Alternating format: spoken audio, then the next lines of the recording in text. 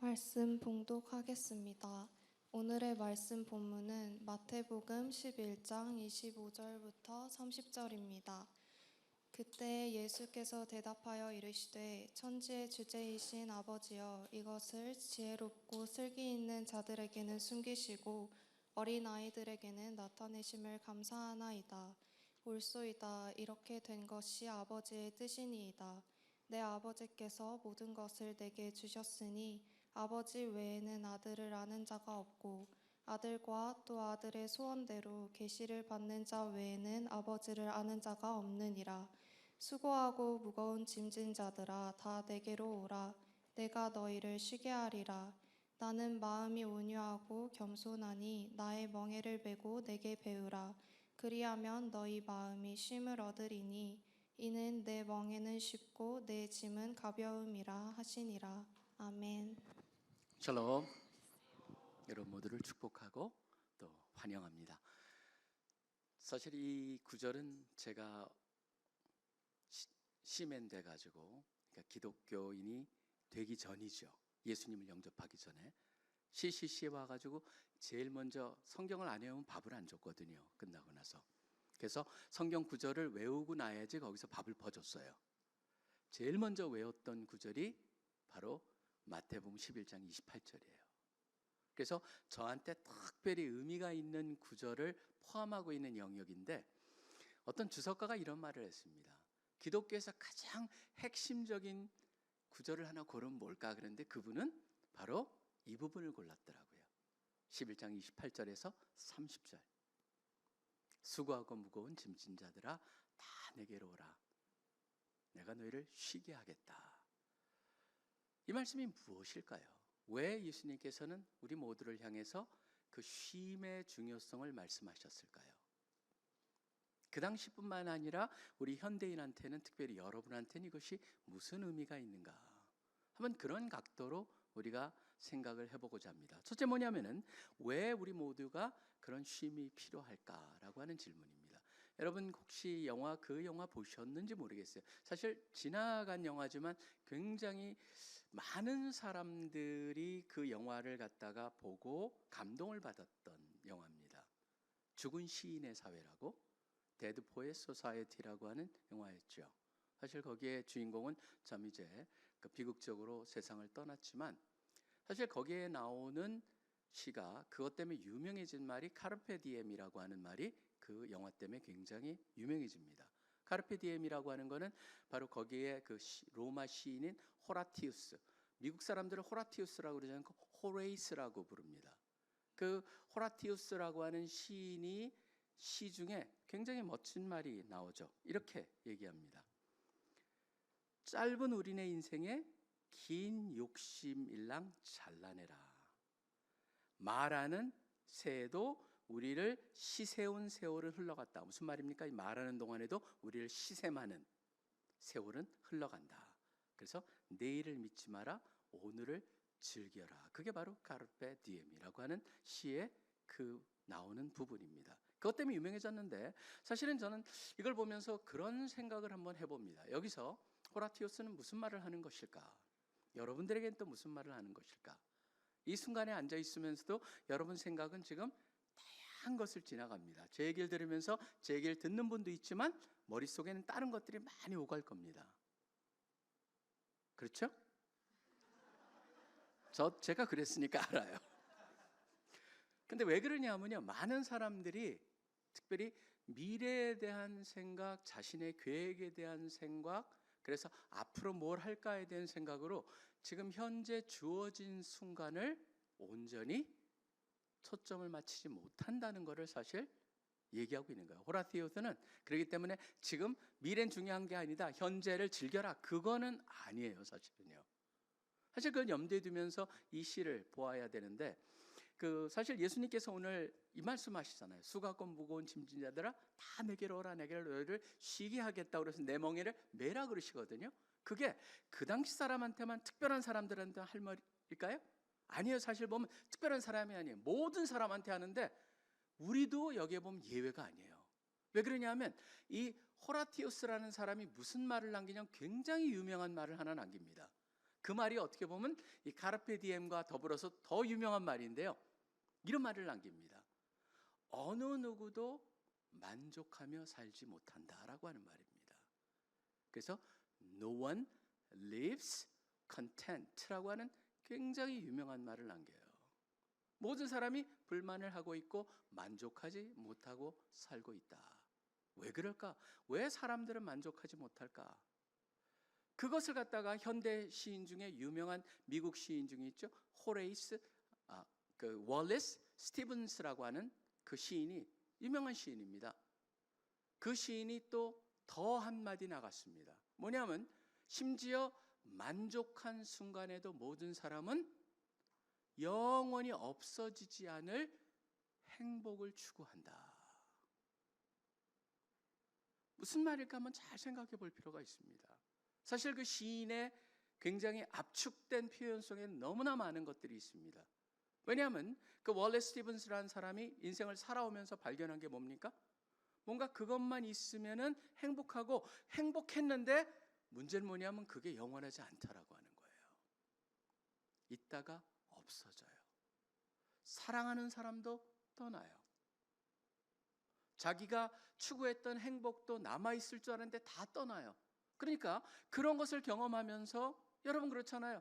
저도 이제 어렸을 때 소풍 가는 게 그렇게 그리웠어요. 여러분 지금 시대는 뭐 소풍이 별게 아니지만 그때 초등학교 때 국민학교 때는 소풍 가는 게 너무너무 기대가 돼요. 전날 막 잠이 안 오고 아침 일찍부터 어머니가 김밥 싸주는 거 보면서 그 꼬다리 얻어먹으면서 그걸 막 굉장히 즐기면서 오늘 하루가 얼마나 그런데 여러분 보시면 하루가 다 끝나버려요. 순식간에. 그리고 집에 돌아오면서 느끼는 게 뭐냐면 뭔가 이렇게 짧은 게 너무 안타깝다.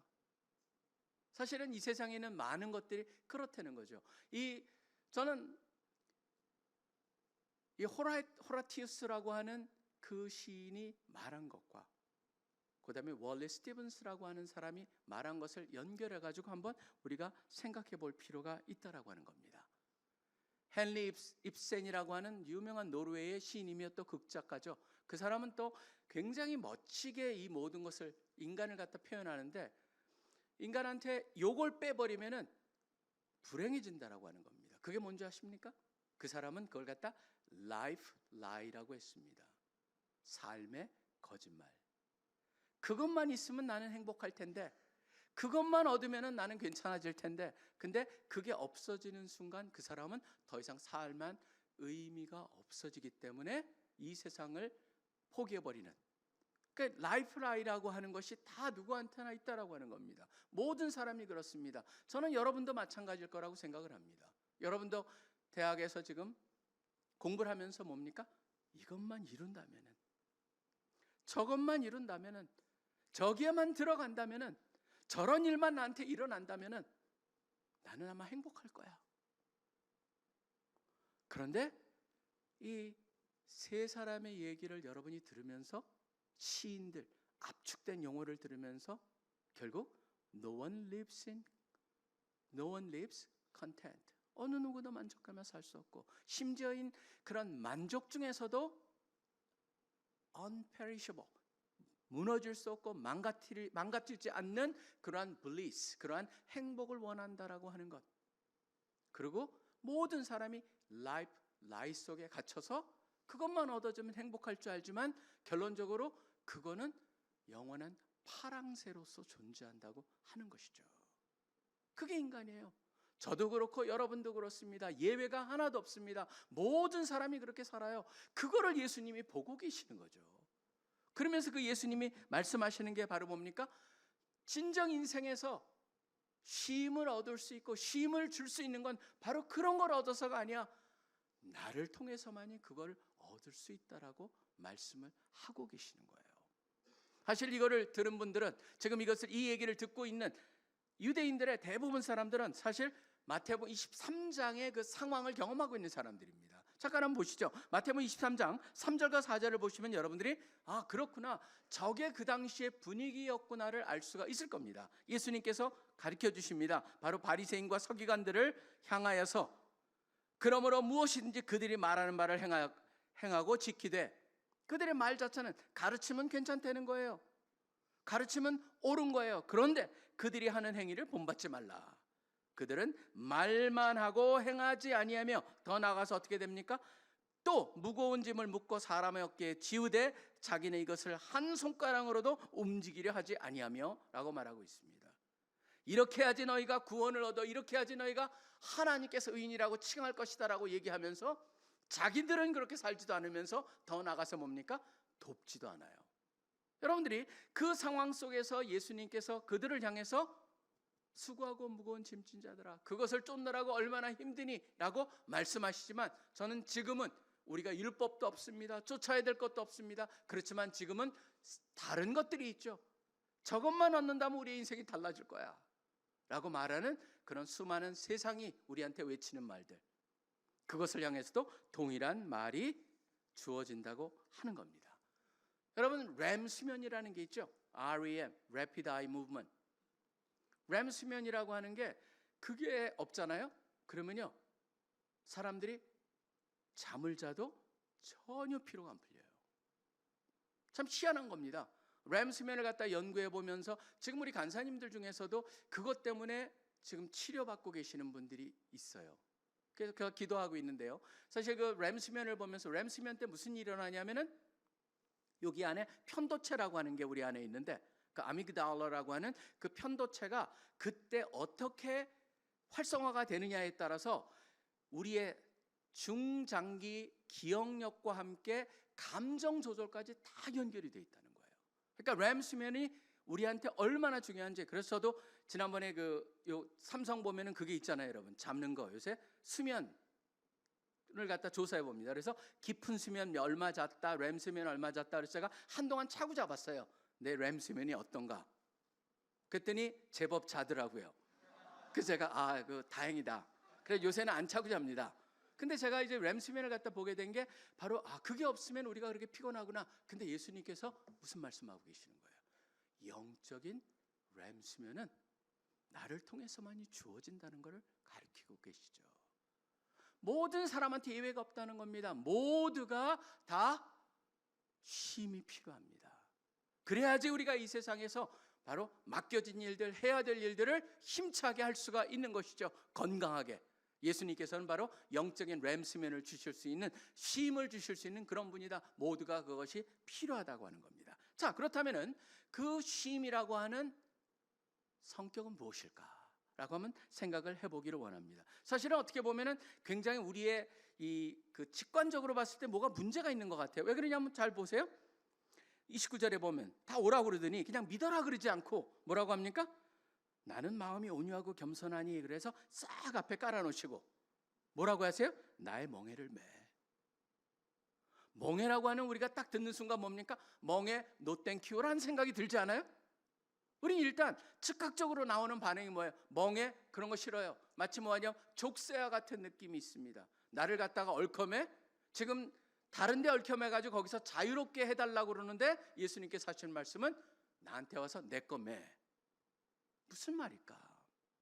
나의 멍에를 매라 그러고 내게 배우라고 합니다. 그러면은 쉼을 얻을 거라고 해요. 이게 도대체 무슨 말일까라고 하는 걸 정확히 이해할 때만이 우리는 예수님을 진정 이해하면서 예수님을 쫓을 수가 있다라고 하는 것이죠. 자, 보겠습니다. 나의 멍에를 메고 나에게 배우라라고 했습니다. 자, 보시면은 이게 같은 말입니다. 나의 멍에를 맨다라는 건 나를 내게서 배운다라는 것을 의미합니다. 니콜 표현입니다.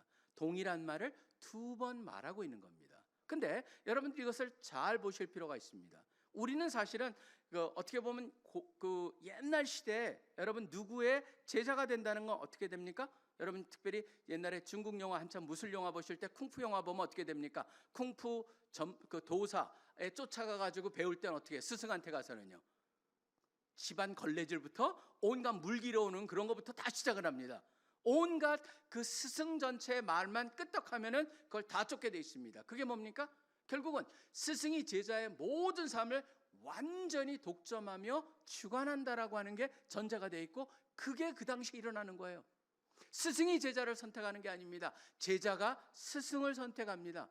그래가지고 그 스승 밑에 가서 스승이 말하는 대로 다 쫓아가면서 자기의 삶을 맡겨가지고 그것을 쫓아서 하게 된다라고 하는 게 바로 그 당시의 배경이에요. 근데 예수님께서 그걸 갖다 얘기하시면서 무슨 얘기를 하는 것이냐면은 그들을 갖다가 염두에 두면서 나의 멍에를 매라고 얘기하고 있습니다. 먼저 나엘은 잠깐 빼고 멍에부터 살펴보겠습니다. 멍에라고 하는 건 전제는 뭡니까?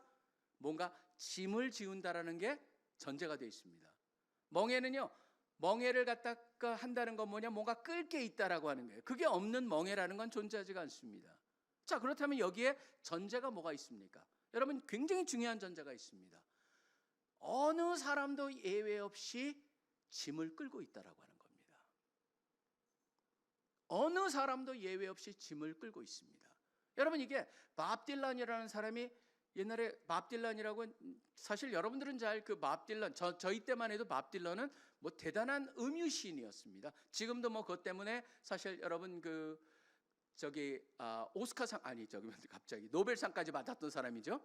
왜냐하면 대단한 그런 노벨상이 아니고 오스카상을 받았던 사람인데 진짜 뛰어난 시인이죠. 예술가 중에 예술가예요. 그 사람의 가사를 보면은요, 너무너무 뛰어납니다. 근데 거기에 가사 중에 어떤 제목이 있냐면 그 안에 계속 반박되는 겁니다. You gotta serve somebody. 너는 누군가는 섬겨야 하는 존재야 라고 하는 게 나와요.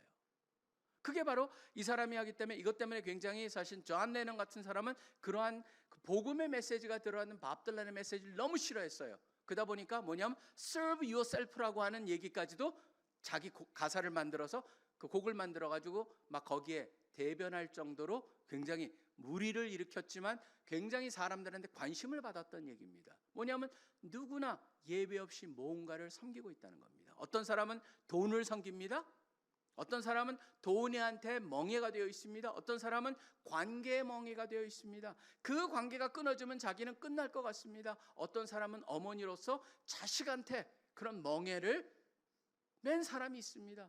자식이 잘못되면 같이 무너지는 그러한 일들을 하고 있어요. 어떤 사람은 자신의 경력을 위해서 그런 모든 것을 하는 사람들이 있습니다. 결국 그런 걸 보면서 어떤 사람은 뭐라 하냐면 난 그런 거 다 필요 없어. 나는 그냥 내가 올바르만 살 거야. 그런데 그 올바르만 살 거야 하는 사람도 어디에 멍해가 있는 거예요? 결국 자기가 생각하는 자기의 기준이 자기 가치를 결정하는 그것이 또 멍해가 되는 것이죠.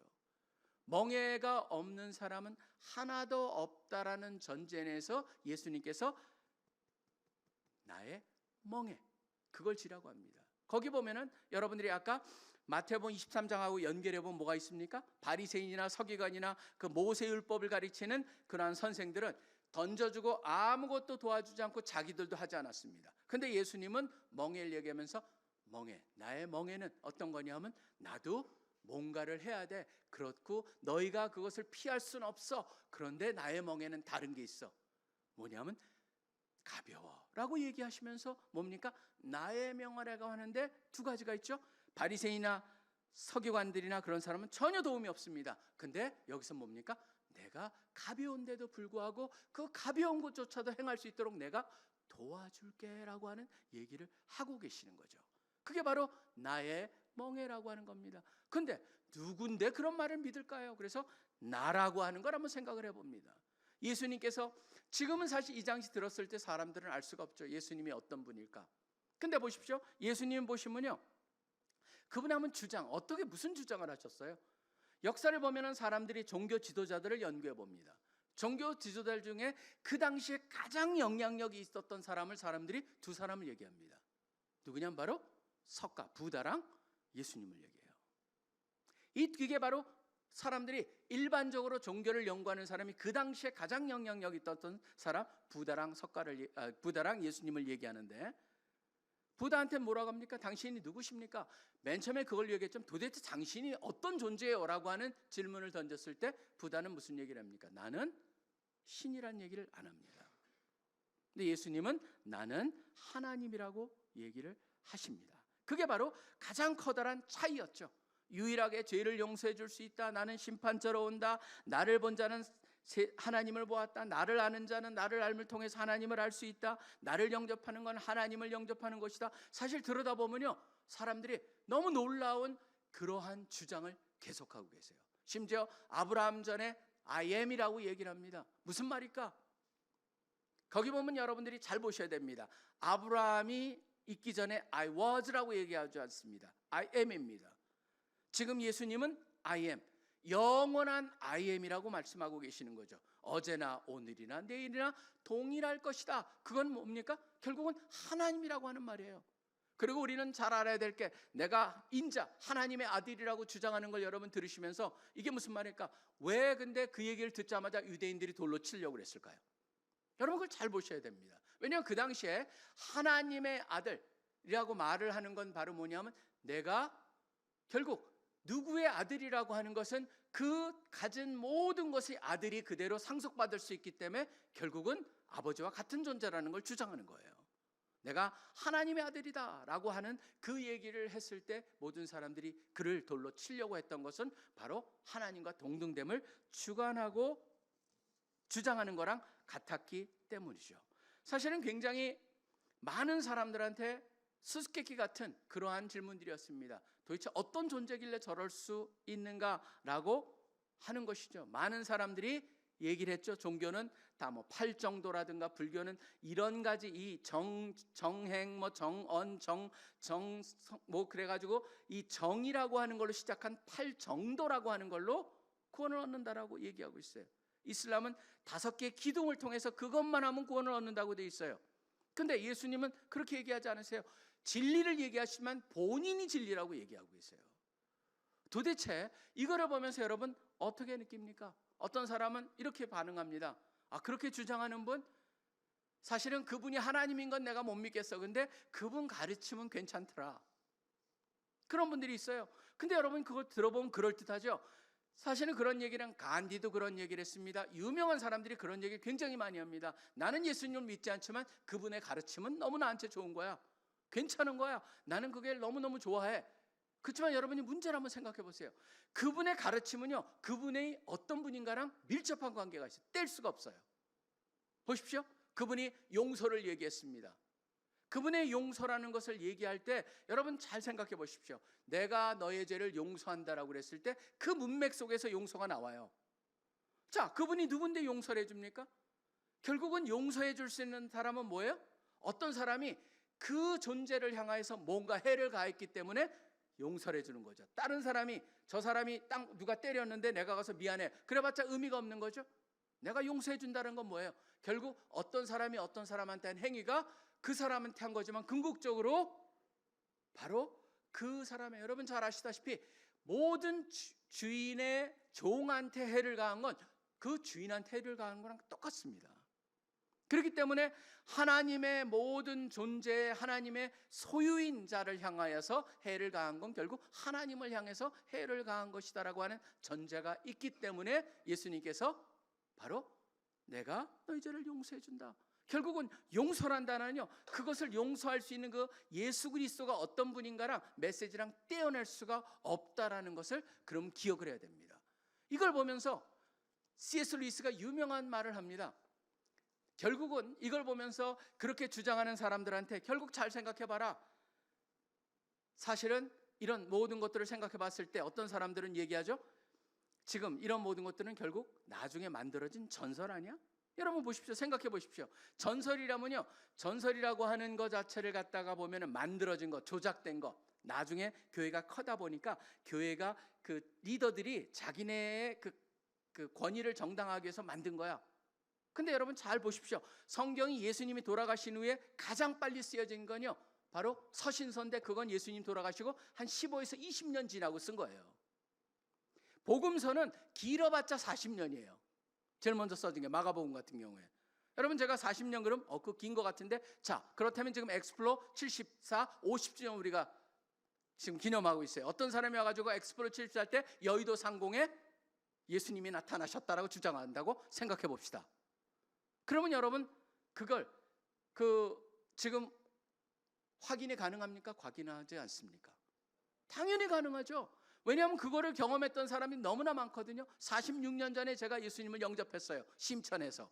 근데 그 심천 때 그때 예수님께서 십자가를 보여주시면서 거기서 모든 사람이 환호했다라고 어떤 사람이 얘기했다고 합시다. 나한테 물어보면 내가 금방 그런 일 없었어. 얘기할 수 있는 거죠. 여러분 무슨 얘기를 하냐면요, 만약에 이게 만들어진 얘기라면은 존재할 수가 없다라고 하는 거예요. 잘 생각해 보시면, 연도를 생각해 본다면 결코 만들어질 수 없는 얘기였다. 그리고 로마는요, 팍스 로마나 그래가지고 길이 얼마나 잘 뚫려 있는지요, 여기서 일어난 일은 저쪽에서 금방 알 수가 있을 정도로 엄청나게 스피드가 있고, 지금 우리 인터넷 없어도 그들은요, 말 없는 발이 천리 가는 건 아무것도 아니었어요. 그 당시는. 그러니까 발 없는 말이 천리 가는 것은 그 아무것도 아니었던 그 시대를 살고 있는 사람들이에요. 레전드는 있을 수가 없습니다. 어떤 사람들은 또 이것도 얘기합니다. 잘 보십시오.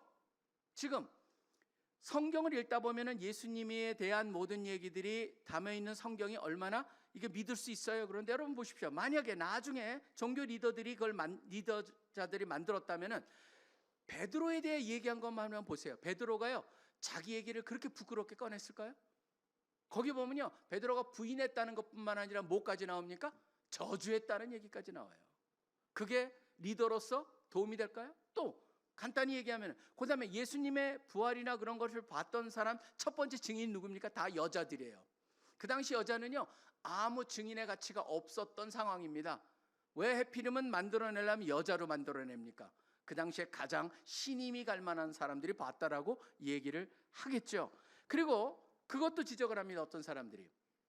사도행전 15장에 보면 이방인의 문제가 나오거든요. 이방인의 문제 때문에 초대교회가 굉장히 복잡했어요. 그걸 해결할 수 있는 건 간단하죠. 예수님이 그렇게 말씀하셨다고 하면 돼요. 근데 그러지 않았어요. 그건 뭘 말하냐면 있는 그대로 기록했다라고 하는 증거죠. 그뿐만이 아니에요. 성경을 읽다 보면 여러분 기가 막힙니다. 왜 그러냐면은 요한복음 같은 데 보면은 예수님께서 그물을 바다에 던지라고 해서 깊은 데 던져가지고 꺼내보니까 그 고기 수가 몇 마리인 줄 알아요? 모나미 볼펜만큼 나온 거예요. 153마리. 모나미 153이라고 하는 게 거기서 나온 건데요. 그 153을 사람들이 무슨 의미가 있을까 파헤쳤습니다. 사실은 의미 없어요. 왜냐하면 153마리였어요 그때. 있는 그대로를 기록했다라고 하는 것밖에 설명이 안 돼요. 그게 바로 C.S. 루이스가 지적을 한 겁니다. C.S. 루이스는요, 전설이니 그런 거에 전문가였습니다. 그걸 연구하는 사람이에요, C.S. 루이스는. 이제 C.S. 루이스가 말합니다. 지금같이 그렇게 자세하게 디테일을 기록하는 건 바로 2, 3만 년밖에 인류에서 역사에서 일어나지가 않았다. 그 당시에 보면 모든 레전드는요, 스케치예요. 무슨 말이냐면 크게 툭툭 브로드 스트로크예요. 그랬었어, 저기로 갔어, 뭐 이렇게 돼 있지, 거기서 뭘 입고 몇 발짝을 뛰어서 갔다, 그런 얘기도 일전 없는 거예요. 그건 다 현대적인 개념이에요. 그걸 보면서 그거일 수밖에 없다, 이거는 사실일 수밖에 없다. 그러니까 애지간하면 C.S. 루이스 같은 지성인이 하나님 앞에 무너졌겠습니까? 무신론자인데. 여러분 보시면은 그것뿐만이 아니에요. 나중에 보면 구레네 시몬이라는 사람이 나옵니다. 근데 구레네 시몬이라고 그냥 얘기하지 않아요. 루포랑 알렉산더 아버지라고 얘기하고 있어요. 그건 무슨 말이에요? 루포랑 알렉산더한테 물어봐, 그 얘기잖아요. 그리고 종의 귀를 잘랐어요. 말고라고 또 어디엔 기록이 나와요. 그건 뭡니까? 그 사람 이름이 말고였기 때문에 아는 거예요.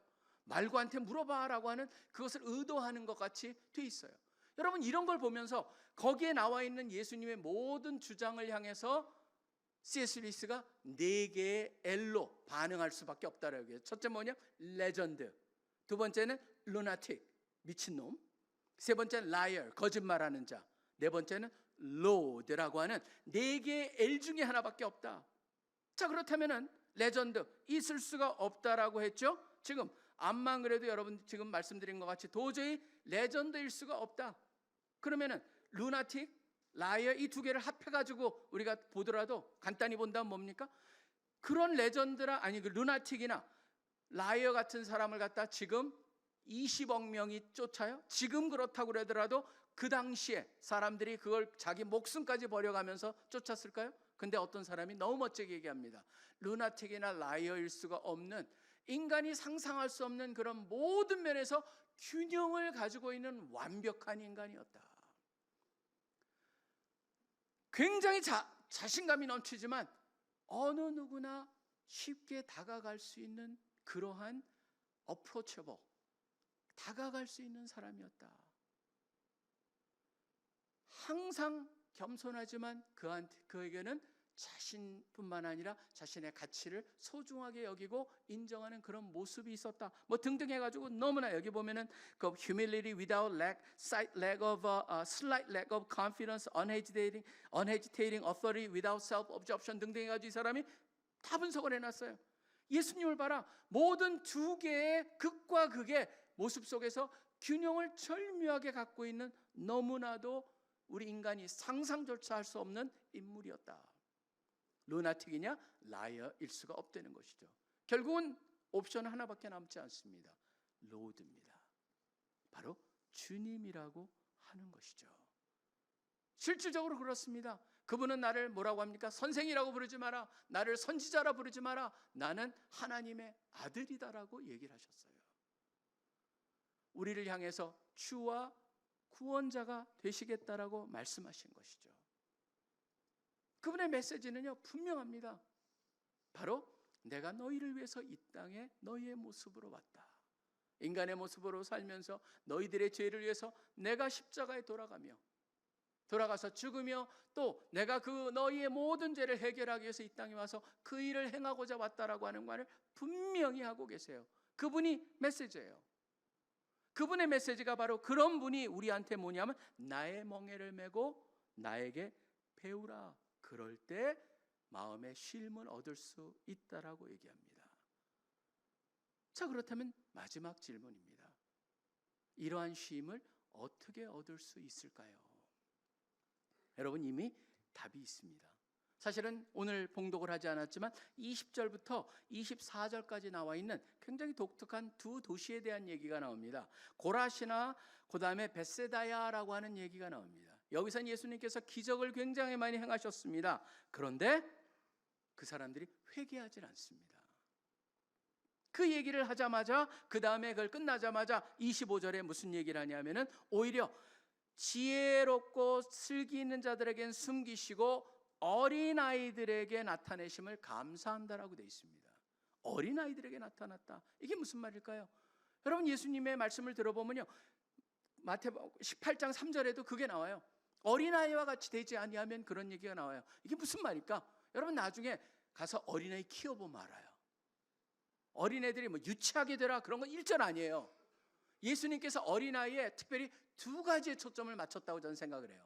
아이들을 키워보니까 이 두 가지예요. 하나는 뭡니까? 지금 우리 그 손자 손녀 만나면 특별히 손녀애가 어리기 때문에 걔가 맨날 사실은 덩치가 작지 않아요. 저한테 뭐라고 합니까? 할비. 이게 무슨 말이에요? 안아달라는 거예요. 할비. 그리고 맨날 여기서 좀 놀기 시작하면은 이제 소파에 가가지고 점프를 합니다. 그럼 거기서 점프해가 좋아하면은 그래 또 가요. 그래서 몇 번 하다 보면 저도 지치죠.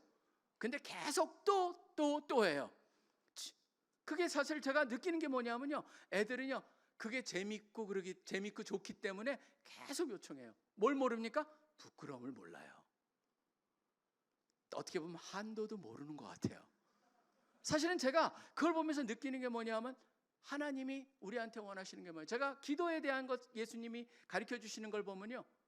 뻔뻔함을 가지고 기도하라고 하는 그 말씀이 나오거든요. 그게 무슨 말일까? 사실 애들은요. 그게 뻔뻔한 줄 몰라요. 그 때문에 저는 하나님을 향해서 어떻게 해야 돼요? 우리가? 바로 하나님을 향해서 늘 팔을 벌리면서 안아주세요라고 언제나 말할 수 있는 자기의 약함을 알고 하나님만이 하면 안 돼요라고 하는 것을 인정을 할 줄 알고 두 번째는 뭔지 아세요? 여러분 진짜 이것도 저도 특이한 겁니다. 애들은요. 그 전날 말썽 피우고 막 그래가지고 야단 맞고도 자잖아요. 아침에 일어나면 뭡니까? 다 잊어버렸어요. 애들은 뭐예요? 바로 그런 것들에 대한 아무 꺼리낌이 없어요. 항상 자기는 사랑받을 만한 존재라는 걸 알아요. 저는 어린아이를 보면서 느끼는 게 바로 예수님께서도 우리에게 말씀하시는 게 뭘까요? 우리가 이 세상을 살다 보면요. 너무나 우리 스스로가 뭔가 약함을 보여주는 것 하나님 앞에 가서도 내가 그렇게 약함을 보여주는 건 내가 진짜 약함을 인정하는 것 같아요. 누구도 약함을 인정하고 싶지 않아요. 그런데 예수님께서 우리에게 뭐를 말씀하십니까? 다 네가 괜찮아. 나는 너를 정확히 알아. 그러니까 나를 향해서 팔을 벌리겠니? 라고 하는 말. 그래서 주님을 향해서 제가 주님 아니면 도저히 살 수가 없어요.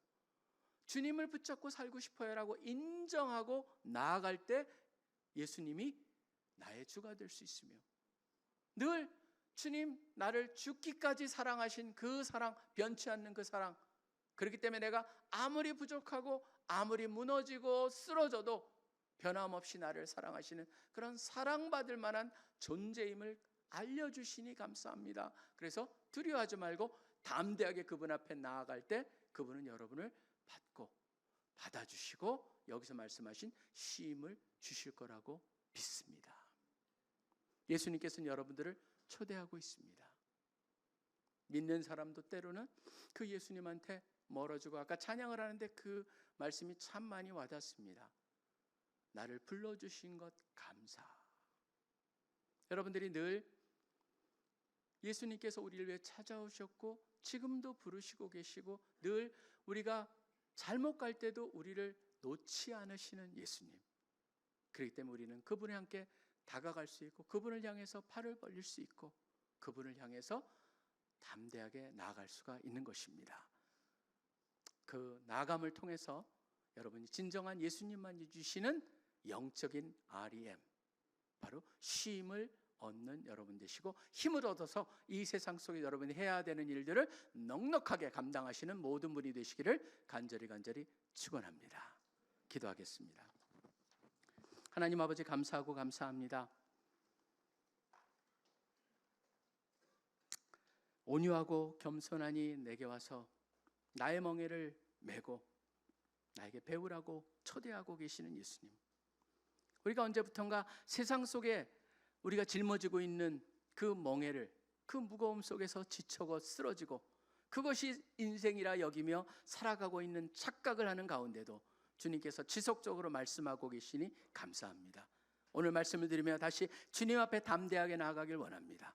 주님만이 온전히 나에게 쉼을 주시며 그 쉼을 통해서 나의 영혼이 재충전을 받아서 이 세상 속에서 우리가 해야 할 일들 꿈꾸며 또 하고자 하는 일들을 넉넉히 감당하게 도와주시기를 소원합니다. 우리 여기 모여 함께 예배드리는 우리 귀한 형제들 자매들의 삶 속에 주님 역사하여 주시고 이 모든 한 사람 한 사람이 짊어지고 있는 그 멍에를 예수님의 멍에 함께 짐으로써 예수님께서 그 멍에를 지고 함께 가실 때 모든 일들이 이제 주님이 기뻐하시는 가운데 다 잘 해결되고 풀어져 가기를 소원합니다. 감사합니다. 이 모든 기도 예수 그리스도 이름으로 간절히 기도합니다. 아멘.